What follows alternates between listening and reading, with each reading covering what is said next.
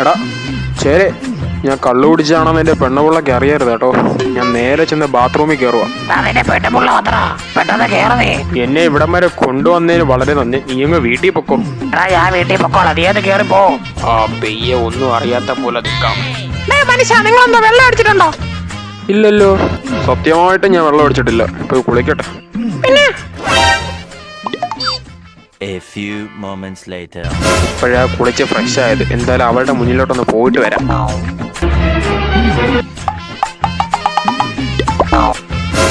എന്തുവാടി എന്നെ ഇങ്ങനെ നോക്കുന്നേ? വെള്ളം അടിച്ചല്ലേ അപ്പൊ സത്യം പറഞ്ഞ. എങ്ങനെ മനസ്സിലായത് നിനക്ക്? എങ്ങനെ മനസ്സിലായെന്നോ? നിങ്ങളൊന്ന് ഇട്ടേക്കുന്ന കോലം നോക്കിക്കേ.